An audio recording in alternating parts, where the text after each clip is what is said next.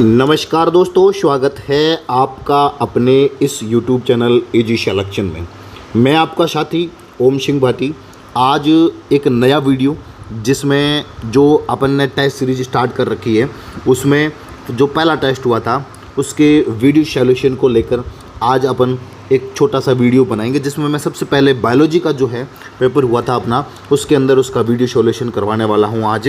तो ये जो ऑफलाइन टेस्ट सीरीज बाड़मेर के अंदर हुई थी और online test series easy selection के एप्लीकेशन पर हुई थी, उसके लिए तो ये जो अपना पेपर था वो द्वितीय श्रेणी शिक्षक भर्ती परीक्षा वरिष्ठ अध्यापक विज्ञान के लिए ये जो पेपर आयोजित हुआ था, एक पहला टेस्ट था बाड़मेर के अंदर ऑफलाइन में 700 रुपये में और ऑनलाइन के लिए 300 रुपये में। कहाँ पर? इजी सिलेक्शन एप्लीकेशन के ऊपर प्ले स्टोर से डाउनलोड करके आप दे सकते हो। सबसे पहले बायोलॉजी के जो क्वेश्चन थे, जो टॉपिक आपको टारगेट दिया था उसी के टॉपिक के क्वेश्चन है और उन क्वेश्चनों को अपन करने की कोशिश करते हैं कि इसका वीडियो सॉल्यूशन क्या होगा। सबसे पहला क्वेश्चन है कि निम्नलिखित में से कौन सा कोशिकांग, कौन सा सेल ऑर्गन्स है जो एंडो मेम्ब्रेन तंत्र का भाग नहीं माना जाता है। सबसे पहले जब भी आप क्वेश्चन पढ़ें तो इस नहीं के ऊपर ज़रूर जाए, मतलब आपका पहला काम होना चाहिए कि आपको प्रश्न सबसे पहले अच्छे से समझना है। ये कह रहा है कि निम्नलिखित में से कौन सा कोशिकांग है जो एंडो मेम्ब्रेन तंत्र का भाग नहीं माना जाता है। तो 4 ऑर्गन्स होते हैं। कौन कौन से होते हैं? गोल्जी बॉडी, एंडोप्लाज्मिक रेटिकुलम और रिक्तिका और लाइसोसोम। ये 4 ऑर्गन्स होते हैं जिनको क्या माना जाता है, इस एंडो मेम्ब्रेन सिस्टम का भाग माना जाता है। ट्रिक से आप याद रख सकते हो GERL, Golgi body, endoplasmic reticulum. तो ये गोल्जी बॉडी, एंडोप्लाज्मिक रेटिकुलम और आपके ये लाइसोसोम आ गया और ये वैक्यूल्स आ गई और एंडोप्लाज्मिक रेटिकुलम जिसको ER भी कहते हैं, ये आ गई। ये माइटोकॉन्ड्रिया है जो क्या है, वो इस एंडो मेम्ब्रेन सिस्टम का भाग नहीं होता है। फिर आगे बात करते हैं दूसरा क्वेश्चन। पेरोक्सीसोम एक माइक्रोबॉडी है, सूक्ष्मकाय है जो निम्नलिखित में सहायक होता है। ये पेरोक्सीसोम जो क्या करता है, H2O2 के निर्माण व विघटन में सहायक होता है और इसके अंदर कैटालेज एंजाइम पाए जाते हैं जो H2O2 हाइड्रोजन पेरोक्साइड के निर्माण और विघटन में सहायक होता है। ये आपको ध्यान रखना है। किसके बारे में? पेरोक्सीसोम के बारे में ध्यान रखनी है। फिर अगला बात है कि निम्नलिखित में से तीसरा क्वेश्चन, निम्नलिखित में से कौन सा कोशिकांग अंगक के भीतर अंगक, मतलब ऑर्गन के अंदर अंगक माना जाता है और जिसमें झिल्ली जो या जो कह सकती है ये जो झिल्ली रहित कोशिकांग है उसके ऊपर कोई मेम्ब्रेन नहीं पाई जाती है। तो झिल्ली रहित कोशिकांग इसको अपन समझ सकते हैं कि ये इसके चारों ओर कोई झिल्ली नहीं पाई जाती है। राइबोसोम है वो झिल्ली रहित कोशिकांग है। अब यहाँ से समझिए कि अंगक के भीतर अंगक मतलब क्या होता है। ये जो राइबोसोम है वो किसके अंदर पाया जाता है? माइटोकॉन्ड्रिया के अंदर भी होता है और हरित लवक के अंदर, क्लोरोप्लास्ट के अंदर भी पाया जाता है। तो ये इसको अंगक के भीतर अंगक भी कहते हैं। प्रोकैरियोटिक और यूकैरियोटिक सेल के अंदर माइटोकॉन्ड्रिया और हरित लवक, ये हरित लवक और माइटोकॉन्ड्रिया दोनों के अंदर पाया जाता है, इसलिए इसको अंगक के भीतर अंग। तो कौन सा कोशिकांग है जो अंगक के भीतर अंग है? वो राइबोसोम है और झिल्ली रहित कोशिकांग होता है, ये आपको ध्यान रखना है। फिर कोशिकांग जो प्लाज्मा मेम्ब्रेन रहित होता है, मतलब उसके चारों ओर झिल्ली नहीं पाई जाती है, DNA की अनुपस्थिति में भी रेप्लिकेशन कर सकता है, द्विगुणन करने में सक्षम होता है, वो क्या कहलाता है? सेंट्रियोल। या इसकी जो आकृति होती है, सेंट्रियोल की आकृति पूछी जाती है, किसके समान होती है? बैलगाड़ी के पहिए के समान इसकी आकृति मानी जाती है, कॉर्ट व्हील के समान, जो क्या कर सकता है? द्विगुणन या सेल्फ रेप्लिकेशन कर सकता है, द्विगुणन करने में भी सक्षम होता है, DNA की अनुपस्थिति में भी कर सकता है। तो इसके चारों ओर कोई झिल्ली नहीं पाई जाती है। ये केवल किस में पाया जाता है? जंतु कोशिका में पाया जाता है। पादप कोशिका के अंदर क्या होता है? सेंट्रियोल या एब्सेंट होता है। फिर अगला क्वेश्चन है आपका, वशीय अम्ल का बीटा ऑक्सीकरण, जो फैटी एसिड्स होते हैं उनका बीटा ऑक्सीकरण कहाँ होता है? पेरोक्सीसोम के अंदर होता है। पेरोक्सीसोम के अंदर बीटा ऑक्सीकरण होता है, ये आपको ध्यान रखना है। इतना ये क्वेश्चन है तो इसको आपको ध्यान रखना है। अगला है, कॉलम 1 को कॉलम 2 से सुमेलित कर नीचे दिए गए कूट की सहायता से सही उत्तर का चयन कीजिए। कॉलम 1 है और नीचे कॉलम 2 दिया गया है। इन दोनों को आपस में सुमेलित कर नीचे दिए गए पुट की सहायता से सही उत्तर का आपको चयन करना है। एंडोप्लाज्मिक रेटिकुलम ईआर जो क्या करता है, औषधियों का निर्विषीकरण करता है, डिटॉक्सिफिकेशन करता है। जो ड्रग्स वगैरह लेते हैं ना अपन, उसका निर्विषीकरण या डिटॉक्सिफिकेशन किसके द्वारा होता है, एंडोप्लाज्मिक रेटिकुलम के द्वारा होता है। फिर आता है स्फेरोसोम, इसको एक बार छोड़ के चलिए। कॉल्ट व्हील, ये कॉल्ट व्हील किस में होता है, कॉल्ट व्हील किसको कहते हैं, सेंट्रियोल को कहते हैं। तो पहले का क्या आ गया, पहले का पहला आ गया, या ए का पहला अपन कह सकते हैं, ये ए का पहला आ गया, ठीक है। फिर दूसरा थाइलोकोइड किस में होता है, ये हरित लवक या जिसको अपन कह सकते हैं क्लोरोप्लास्ट के अंदर होता है। ये ई का चौथा आ गया। ई का चौथा कहाँ है, ई का चौथा ये पड़ा, बाकी इन तीनों में ई का चौथा है नहीं, ये अपन बता सकते हैं। बाकी पेरोक्सीसोम, पेरोक्सीसोम आपके क्या करता है, पेरोक्सीसोम प्रकाशीय श्वसन की इकाई के रूप में 3 ऑर्गन्स है, पेरोक्सीसोम, माइटोकॉन्ड्रिया और हरित लवक, ये तीनों क्या करते हैं, मतलब ये आपके प्रकाशीय श्वसन की इकाई के रूप में कार्य करते हैं। तो ये पेरोक्सी श्वसन यहाँ आ जाएगा। स्फोरोसोम वो क्या करता है, तेल और वसा के वसा का संश्लेषण करने का कार्य कौन करता है, स्फेरोसोम करता है। तो पहले का पहला एंडोप्लाज्मिक रेटिकुलम, औषधियों का निर्विषीकरण। स्फेरोसोम संग्रहित वसा व तेल का संश्लेषण करने का कार्य। पेरोक्सीसोम प्रकाशीय श्वसन में, इसके साथ में कौन कौन से होता है, माइटोकॉन्ड्रिया होता है और हरित लवक होता है। ये तीनों अंग होते हैं, वो एक प्रकाशीय श्वसन की इकाई के रूप में कार्य करते हैं। कॉल्ट व्हील जिसको सेंट्रियोल भी कहते हैं, ये सेल्फ रेप्लिकेशन में मतलब ये द्विगुणन करने में भी सक्षम होता है डीएनए की अनुपस्थिति में। थाइलोकोइड सिक्कों के समान संरचना होती है, किसके अंदर होती है, हरित लवक के अंदर चपटी थैली के समान, सिक्कों के समान, जिसको थाइलोकोइड भी कहते हैं। अगला क्वेश्चन है टीआरएनए की तृतीयक संरचना, टीडीएस तृतीयक संरचना होती है, उसका आकार कैसा होता है, एल आकार की होती है, वो आपको ध्यान रखना है। ये बहुत इंपॉर्टेंट क्वेश्चन है, सेकंड ग्रेड के अंदर पूछा जा सकता है कि टीआरएनए की जो तृतीयक संरचना होती है उसकी शेप कैसी होती है, एल शेप होती है, एस आकार का होता है, उसकी तृतीयक संरचना होती है।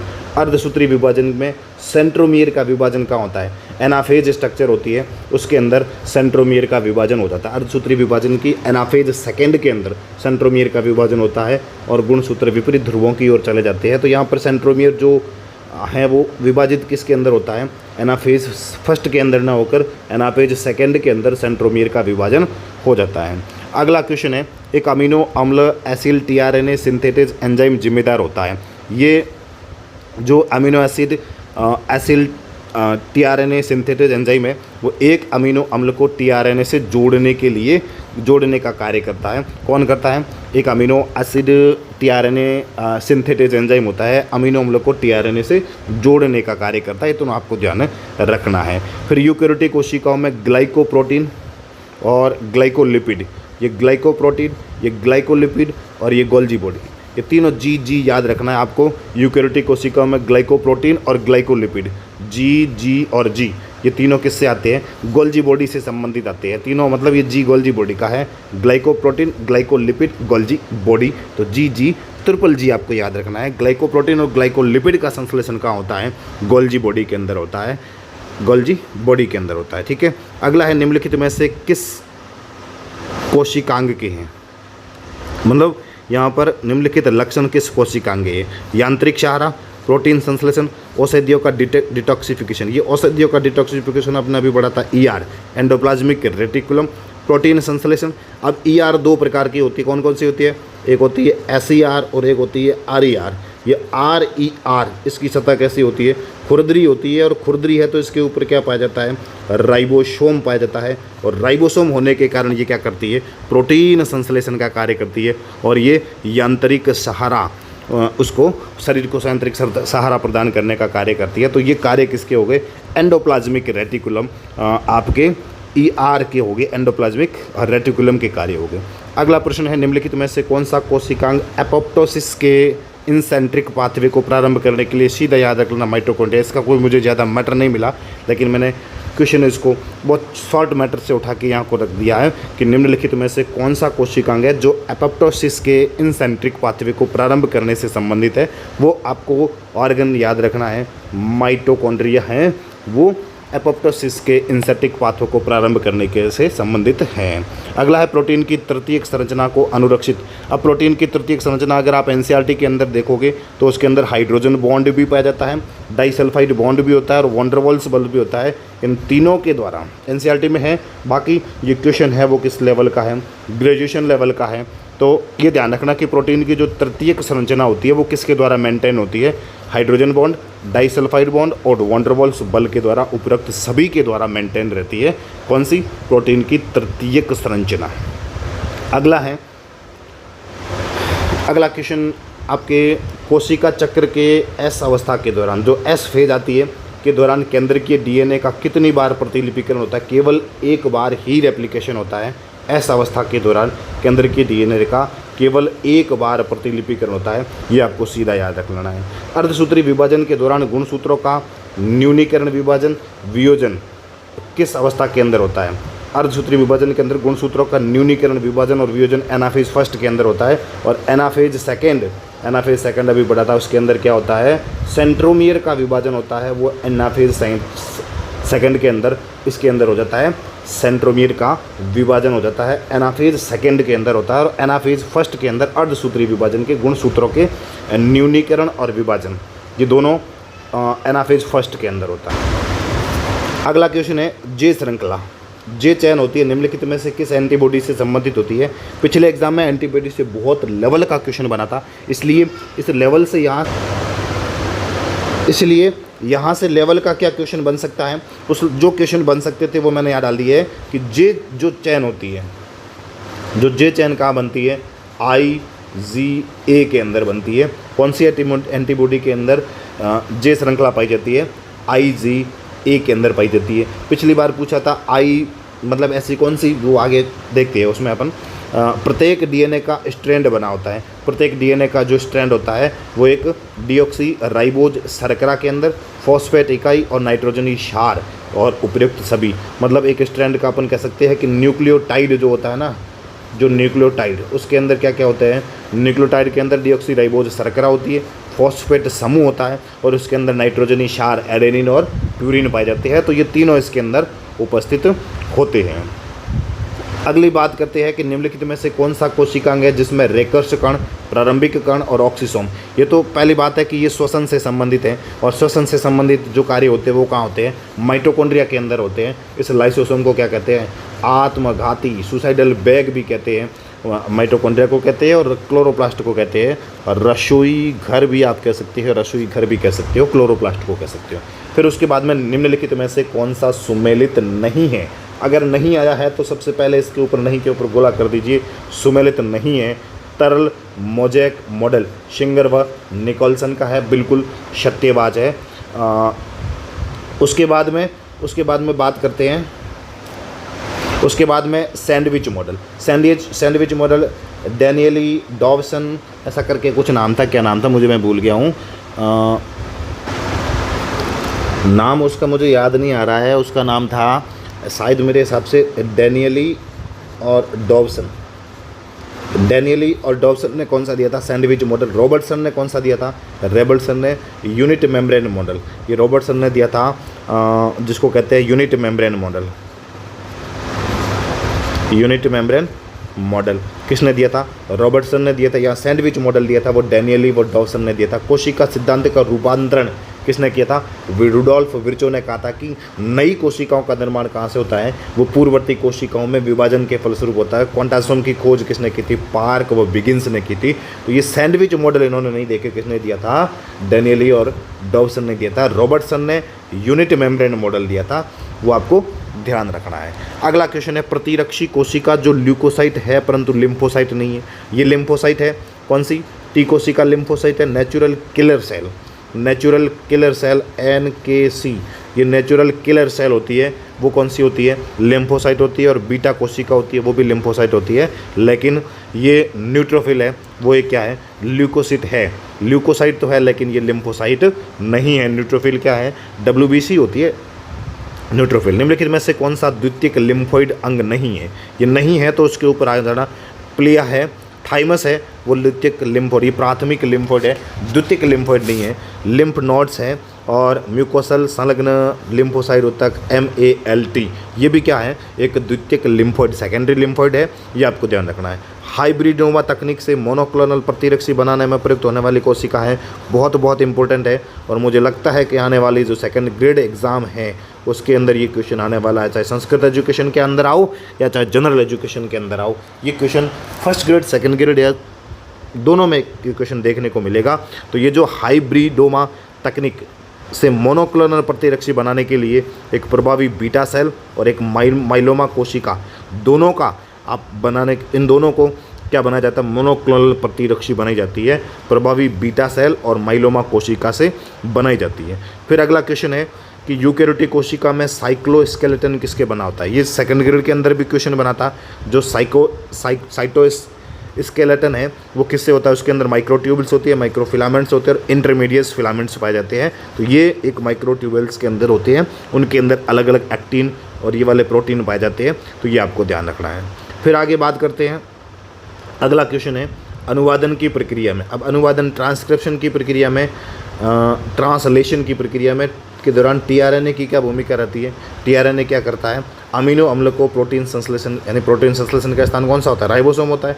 तो ये जो टीआरएनए होता है वो स्थानांतरण का कार्य करता है, ठीक है ना, स्थानांतरण का कार्य करेगा। तो वो किसको ले जाएगा, अमीनो अम्ल को ले जाएगा।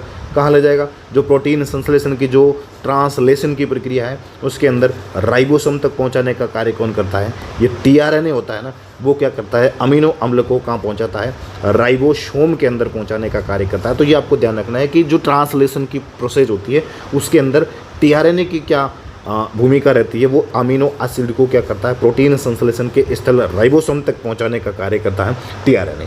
रिक्तिका के चारों ओर उपस्थित झिल्ली को टोनोप्लास्ट कहते हैं, ये आपको ध्यान रखना है। बहुत सिंपल क्वेश्चन है, सीधा है, इसके बारे में बताने से कोई मतलब नहीं है। माइक्रोफिलामेंट जिस प्रोटीन के बने होते हैं वो क्या कहलाता है, एक्टिन प्रोटीन होते हैं। यहाँ जो फिलामेंट थे ना, माइक्रोफिलामेंट, माइक्रोट्यूबल्स कहते हैं, ये माइक्रोफिलामेंट ये किससे बने होते हैं, एक्टिन प्रोटीन से होते हैं। और माइक्रोट्यूबल से होती है, ट्यूबुलिन प्रोटीन से होते हैं, ट्यूबुलिन प्रोटीन होता है वहाँ से, और ये एक्टिन प्रोटीन से बना होता है, ये आपको ध्यान रखना है। फिर आती है 4 न्यूक्लियोटाइड। 4 न्यूक्लियोटाइड की पूरक 4 न्यूक्लियोटाइड कौन से, AT मतलब एडेनिन, थाइमिन, ग्वानिन और साइटोसिन से के पूरक जोड़े निम्नवत होते हैं। ये एडेनिन और थाइमिन होते हैं वो डबल बॉन्ड द्वारा, यहाँ टाइपिंग एरर है, और ग्वानिन और साइटोसिन ट्रिपल बॉन्ड के द्वारा आपस में जुड़े हुए रहते हैं। और ये वाला जो रूल कहलाता है वो क्या है, चारगाफ का रूल से। ये चारगाफ के रूल से क्वेश्चन बना हो, तो आपके सिलेबस के अंदर चारगाफ का रूल सिलेबस के अंदर है, तो आपको ये देखना है। कोशिकांग जिनमें स्वतः जीनोम सिस्टम पाया जाता है, स्वतः जीनोम सिस्टम माइटोकॉन्ड्रिया, और जिनके पास स्वयं का डीएनए होता है, सीधी बात है, उनके अंदर क्या होगा, इनके अंदर स्वयं का डीएनए होता है। इनके चारों ओर क्या होता है, इनके चारों ओर क्या पाई जाती है, प्लाज्मा झिल्ली पाई जाती है, इनके चारों ओर मेम्ब्रेन पाई जाती है, इनके अंदर क्या होता है, स्वयं का डीएनए होता है। अब स्वयं का डीएनए है तो उनके अंदर क्या पाया जाता है, स्वतः जीनोम सिस्टम पाया जाता है, किसके अंदर, माइटोकॉन्ड्रिया और क्लोरोप्लास्ट के अंदर पाया जाता है। तो ये आपको ध्यान रखना है। ऐसे अच्छे प्रश्न 300 रुपये में आपको मिल रहे हैं। अब 300 में भी मेरे पास कितने आते हैं, 100 रुपये भी नहीं आते हैं, मुश्किल से 100 रुपये भी एक टेस्ट सीरीज़ के पीछे मुझे बचते हैं। और मैं मेहनत कितनी करता हूँ, कम से कम 4 से 5 दिन एक टेस्ट के ऊपर मैं लगभग 150 क्वेश्चन मैं खुद बनाता हूँ, और इतनी मेहनत करके लिए आपके लिए कर रहे हैं। तो बाकी लोगों का काम है बोलना, बोलते रहिए, यहाँ कोई फ़र्क पड़ने वाला है नहीं। मैं जिनके लिए मेहनत कर रहा हूँ उनका 100% आपको विश्वास दिलाता हूँ कि जो दिसंबर के अंदर एग्ज़ाम है, दिसंबर के अंदर जो एग्ज़ाम है वहाँ से 150 में से बहुत सारे क्वेश्चन अपने पेपर, अपना जो टेस्ट के पेपर है और अपनी जो PYQ बुक है वहाँ से डायरेक्ट आपको देखने मिलेंगे। और जो कमी रही है वो मेरे शॉर्ट नोट्स टेलीग्राम के ऊपर है। बाकी RBS NTRC किताबों से तो आते ही आते हैं, वहीं से नोट्स बनाए गए हैं। बाकी 150 क्वेश्चन और टीचिंग मेथड की बुक का तो कहना ही क्या, आएगी जब आपके हाथ में आएगी तब आपके बस ये है कि कमेंट किए बिना नहीं रहोगे कि ये किताब हमारे लिए कितनी अच्छी साबित होने वाली है। अगला क्वेश्चन, निम्नलिखित में से किस पादप युग्म में क्लोरोफिल के आकार का सही रूप दिया गया है। तो ये जो सवाल दिए गए हैं, जो एल्गी है उनके अंदर क्लोरोफिल का आकार, उडोगोनियम के अंदर जाली का व्रत होता है, बिल्कुल सही है। वाउकेरिया के अंदर गोलाकार नहीं होता है, वाउकेरिया के अंदर गोलाकार ना होकर कैसा होता है, ये किसके अंदर हो गया, उडोगोनियम के अंदर कैसा होता है, जाली का व्रत होता है। वाउकेरिया के अंदर डिस्कॉइडल होता है, क्लेमाइडोमोनास के अंदर पैलेनोमा होता है और यूलोथेरक्स के अंदर मेखलाकार होता है। तो ये वाला गलत हो जाएगा, वोकेरिया के अंदर डिस्कोइडल होता है।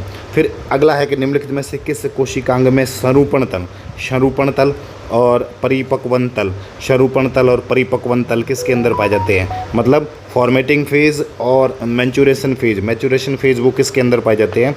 गोल्जी बॉडी के अंदर पाए जाते हैं, गोल्जी बॉडी के अंदर पाए जाते हैं। और वो अपन ने बताया था आपको कि इसके अंदर जो सिज फेज़ और मैच्योरेशन फेज़ पाए जाते हैं। ये आपको बिल्कुल अच्छे से ध्यान रखना है। और इसके अलावा आपको जो मैंने पेपर दिया है वो एनसीईआरटी और आरबीएससी को बिल्कुल एकदम खंगाल के आपके सामने रख दिया है। ड्रोसोफिला और काइरोनोमस की लार में पाए जाने वाले गुणसूत्र, जिसको लारीय गुणसूत्र या पॉलीटीन गुणसूत्र कहते हैं, और इनकी खोज किसने की थी? और बाल्बियानी ने की थी। किसने की थी? बाल्बियानी ने खोज की थी। किसकी खोज की थी? पॉलीटीन गुणसूत्र है, या जिसको पॉलीटीन गुणसूत्र, जिसको लार ग्रंथि गुणसूत्र भी कहते हैं। अपन क्या कहते हैं? लार ग्रंथि गुणसूत्र कहते हैं, जो किसकी लार में? ड्रोसोफिला और काइरोनोमस की लार में पाए जाते हैं। और इसकी खोज किसने की थी? किसने की थी? बाल्बियानी ने की थी। और रुकर्ट ने क्या किया था? लैंप ब्रश जो गुणसूत्र होते हैं, लैंप ब्रश गुणसूत्र डिप्लोटीन अवस्था के अंदर मियोसिस की डिप्लोशन के अंदर होते हैं, और उसकी खोज किसने की थी? लैंप ब्रश गुणसूत्र की खोज रुकर्ट ने की थी। आज के इस वीडियो में इतना ही। लगभग अपन ने 31 क्वेश्चन कर लिए हैं, और मेरी तरफ से जितना भी आपको समझाना था इस पेपर के अंदर मैंने समझाया है। अगले जो 20 क्वेश्चन है उसके लिए एक छोटा सा वीडियो और करेंगे। केमिस्ट्री के क्वेश्चन है उसको भी करेंगे। प्रयास करूँगा कि जितने भी पेपर होते हैं उनको मैं, भाई इतना टाइम नहीं मिलता है, जितना हो सकता है मैं एग्ज़ाम के दिन होंगे, जिस दिन एग्ज़ाम आएगा उन दिनों में जो 1-2 महीने पहले है वो मैं पेपर यूट्यूब पर करवाने की कोशिश करूँगा। बाकी अपने पास सॉल्यूशन के लिए कोई साधन नहीं है। अगर आपको अभी से प्रैक्टिस करके चलना है तो 300 रुपये वाली टेस्ट सीरीज से आप जुड़िए। 300 रुपये से जुड़ोगे तुम 100% गारंटी देता हूँ कि सिलेक्शन तक लेके जाकर छोड़ देंगे। अब आप कितना करते हो वो आपके ऊपर है। ये कोई गारंटी नहीं है कि सिलेक्शन होगा, लेकिन मैं आपको क्वेश्चन बता दूंगा कि अपन ने ये टेस्ट लिया था और यहाँ से ये क्वेश्चन था, अपनी ये बुक है और यहाँ से ये क्वेश्चन आया है। आपको वो डायरेक्ट बता दूंगा। आप उसमें से कितना कर पाते हो वो आपके ऊपर है। आज के इस वीडियो में इतना ही। बहुत बहुत धन्यवाद।